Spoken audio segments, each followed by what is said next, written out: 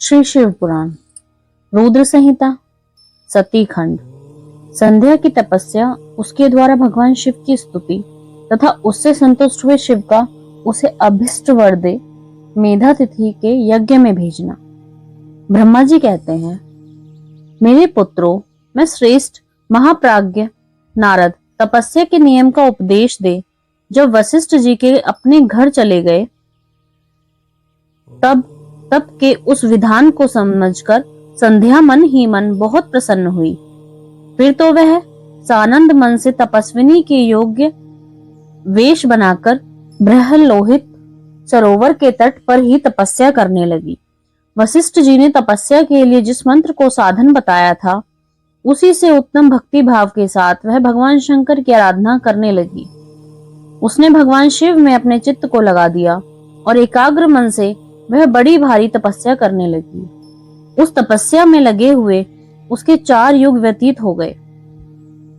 जब भगवान शिव उसकी तपस्या से संतुष्ट हो बड़े प्रसन्न हुए तथा बाहर भीतर और आकाश में अपने स्वरूप का दर्शन कराकर जिस रूप का वह चिंतन करती थी, उसी रूप से उसकी आंखों के सामने प्रकट हो गए। उसने मन से जिनका चिंतन किया था, उन्हीं प्रभु शंकर को अपने सामने खड़ा देख वह अत्यंत आनंद में निमग्न हो गई। भगवान का मुख अरविंद बड़ा प्रसन्न दिखाई देता था। उनके स्वरूप से शांति बरस रही थी। वह सहसा भयभीत हो सोचने लगी कि मैं भगवान हर से क्या कहूँ, किस तरह इनकी स्तुति करूं। इसी चिंता में पड़कर उसने अपने दोनों नेत्र बंद कर लिए। नेत्र बंद कर लेने पर भगवान शिव ने उसके हृदय में प्रवेश करके दिव्य ज्ञान दिया, दिव्य वाणी और दिव्य दृष्टि प्रदान की। जब उसे दिव्य ज्ञान, दिव्य दृष्टि और दिव्य वाणी प्राप्त हो गई, तब वह कठिनाइयों से ज्ञात होने वाले जगदीश्वर शिव को प्रत्यक्ष देखकर उनकी स्तुति करने लगी। संध्या बोली, जो निराकार और परम ज्ञान गम्य है, जो न तो स्थूल है और न ही सूक्ष्म है और न उच्च ही है, तथा जिनके स्वरूप का योगी जन अपने हृदय के भीतर चिंतन करते हैं, उन्हीं लोक का श्रेष्ठ आप भगवान शिव को नमस्कार है, जिन्हें सर कहते हैं, जो शांत स्वरूप, निर्मल, निर्विकार और ज्ञान गम्य है, जो अपने ही प्रकाश में स्थित हो प्रकाशित होते हैं, जिनमें विकार का अत्यंत अभाव है, जो आकाश मार्ग की भांति निर्गुण निराकार बताए गए हैं तथा जिनका रूप अज्ञान अंधकार मार्ग से सर्वथा परे है, उन नित्य प्रसन्न आप भगवान शिव को मैं प्रणाम करती हूँ, जिनका रूप एक अद्वितीय, शुद्ध, बिना माया के प्रकाशमान, सच्चिदानंदमय, सहज निर्विकार, नित्यानंदमय, सत्य, ऐश्वर्य से युक्त, प्रसन्न तथा लक्ष्मी को देने वाला है। उन आप भगवान शिव को नमस्कार है, जिनके स्वरूप की ज्ञान रूप से ही उद्भावना की जा सकती है, जो इस जगत से सर्वथा भिन्न एवं सत्व प्रधान, ध्यान के योग्य, आत्मस्वरूप सारभूत, सबको पार लगाने वाला तथा पवित्र वस्तुओं में भी परम पवित्र है। उन आप महेश्वर को मेरा नमस्कार है। आपका जो स्वरूप शुद्ध, मनोहर, रत्नमय आभूषणों से विभूषित है तथा स्वच्छ कर्पूर के समान गौरवपूर्ण है, जिसने अपने हाथों में वर, अभय, शूल और मुंड धारण कर रखा है, उस दिव्य चिन्मय सगुण साकार विग्रह से सुशोभित आप योग्य युक्त भगवान शिव को नमस्कार है। आकाश, पृथ्वी, दिशाएं, जल, तेज तथा काल, ये जिनके रूप हैं, उन आप परमेश्वर को नमस्कार है। प्रधान और पुरुष, जिनके शरीर रूप में प्रकट हुए हैं, अर्थात वे दोनों जिनके शरीर हैं, इसलिए जिनका यथार्थ रूप अव्यक्त है, उन भगवान शंकर को बारंबार नमस्कार है, जो ब्रह्मा होकर जगत की सृष्टि करते हैं, जो विष्णु होकर संसार का पालन करते हैं तथा जो रुद्र होकर अंत में इस सृष्टि का संहार करेंगे। उन्हीं आप भगवान सदाशिव को बारंबार नमस्कार है, जो कारण के भी कारण है, दिव्य अमृत रूप ज्ञान तथा अणिमा आदि ऐश्वर्य प्रदान करने वाले हैं, समस्त लोकतांत्रों का वैभव देने वाले हैं, स्वयं प्रकाश रूप हैं तथा प्रकृति से भी परे हैं।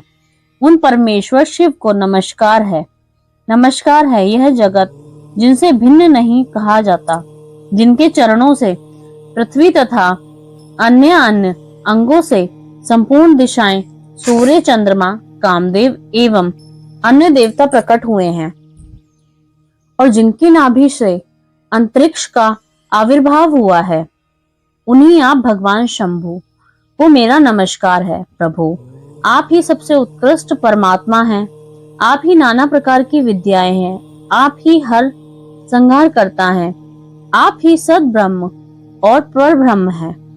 आप सदा विचार में तत्पर रहते हैं, जिनका न आदि है, न मध्य है और न ही अंत है, जिनसे सारा जगत उत्पन्न हुआ तथा जो मन में और वाणी के विषय नहीं, उन महादेव जी की स्तुति मैं कैसे कर सकूंगी। ब्रह्मा आदि देवता तथा तपस्या के धनी मुनि भी जिनके स्वरूप का वर्णन नहीं कर सकते, उन्हीं परमेश्वर का वर्णन अथवा स्तवन मैं कैसे कर सकती हूँ। प्रभु, आप निर्गुण हैं, मैं मूढ़ स्त्री आपके गुणों को कैसे जान सकती हूँ। आपका रूप तो ऐसा है जिसे इंद्र सहित संपूर्ण देवता और असुर भी नहीं जानते। महेश्वर, आपको नमस्कार है। तपोमय, आपको नमस्कार है। देवेश्वर शंभो, मुझ पर प्रसन्न होइए, आपको वारंवार मेरा नमस्कार है। ब्रह्मा जी कहते हैं, नारद, संध्या का यह स्तुति पूर्ण वचन सुनकर उसके द्वारा भली भांति प्रशंसित हुए भक्त वत्सल परमेश्वर शंकर बहुत प्रसन्न हुए। उसका शरीर बिल्कुल और मृग चर्म से ढका हुआ था, मस्तक पर पवित्र जटाजुट शोभा पा रहा था।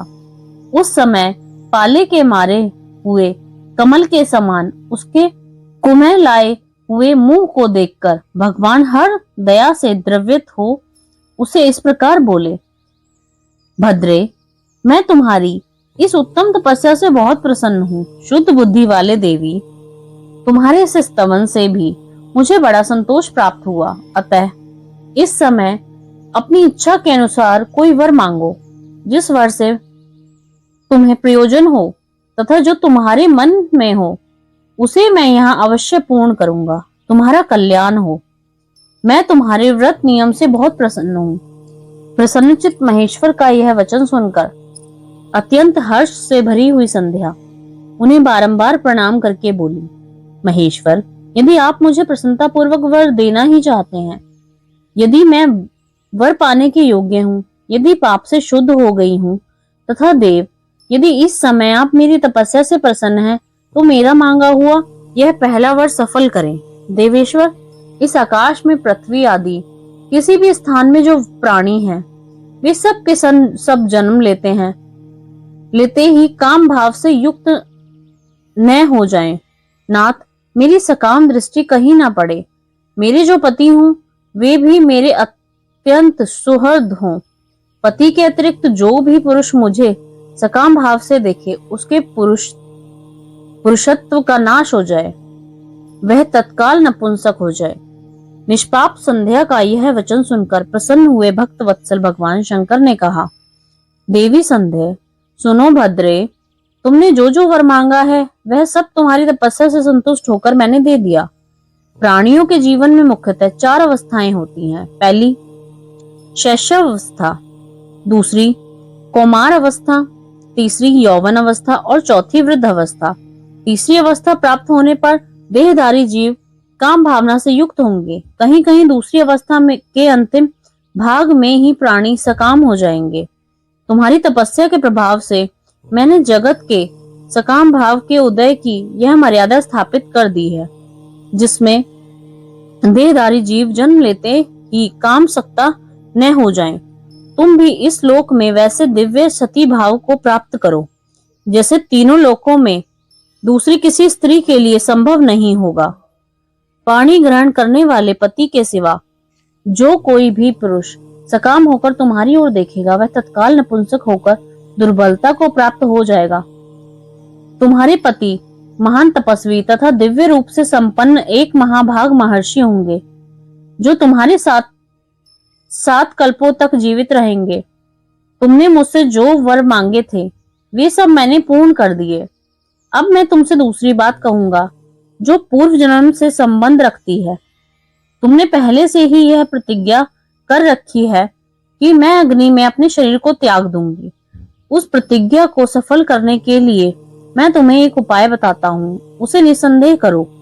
मुनिवर, मेधा तिथि का एक यज्ञ चल रहा है जो 12 वर्ष तक चालू रहने वाला है। उसमें अग्नि पूर्णतः प्रज्वलित है। तुम बिना विलंब किए उसी अग्नि में अपने शरीर का उत्सर्ग कर दो।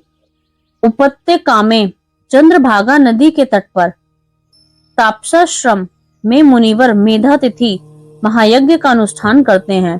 स्वच्छंदता पूर्वक वहां जाओ। मुनि तुम्हें वहां देख नहीं सकेंगे। मेरी कृपा से तुम मुनि की अग्नि से प्रकट हुई पुत्री हो जाओगी। तुम्हारे मन में जिस किसी स्वामी को प्राप्त करने की इच्छा हो उसे हृदय में धारण, उसी का चिंतन करते हुए तुम अपने शरीर को उस यज्ञ की अग्नि में होम दो। संदेह, जब तुम इस पर्वत पर 4 युगों तक के लिए कठोर तपस्या कर रही थी, उन्हीं दिनों उस चतुर्योगी का सतयुग बीत जाने पर त्रेता के प्रथम भाग में प्रजापति दक्ष के बहुत सी कन्याएं हुई। उन्होंने अपनी उन सुशील कन्याओं का यथा योग्य वरों के साथ विवाह कर दिया। उनमें से 27 कन्याओं का विवाह उन्होंने चंद्रमा के साथ किया। चंद्रमा अन्य सब पत्नियों को छोड़कर केवल रोहिणी से प्रेम करने लगे। इसके कारण क्रोध से भरे हुए दक्ष ने जब चंद्रमा को शाप दे दिया, तब समस्त देवता तुम्हारे पास आए, परंतु संदेह, तुम्हारा मन तो मुझ में लगा हुआ था, अतः तुमने ब्रह्मा जी के साथ आए हुए उन देवताओं पर दृष्टिपात ही नहीं किया। तब ब्रह्मा जी ने आकाश की ओर देखकर और चंद्रमा पुनः अपने स्वरूप को प्राप्त करें, यह उद्देश्य मन में रखकर उन्हें शाप से छुड़ाने के लिए एक नदी की सृष्टि की, जो चंद्र या चंद्रभागा नदी के नाम से विख्यात हुई। चंद्रभागा के प्रादुर्भाव काल में ही महर्षि मेधा तिथि यहाँ उपस्थित हुए थे। तपस्या के द्वारा उनकी समानता करने वाले न तो कोई हुआ, न है और न ही होगा। उन महर्षि ने महान विधि विधान के साथ दीर्घ काल तक चलने वाले ज्योतिष्ठोम नामक यज्ञ का आरंभ किया। इसमें अग्निदेव पूर्णतः से प्रज्वलित हो रहे हैं। उसी आग में तुम अपने शरीर को डाल दो और परम पवित्र हो जाओ। ऐसा करने से इस समय तुम्हारी वह प्रतिज्ञा पूर्ण हो जाएगी। इस प्रकार संध्या को उसके हित का उपदेश देकर देवेश्वर भगवान शिव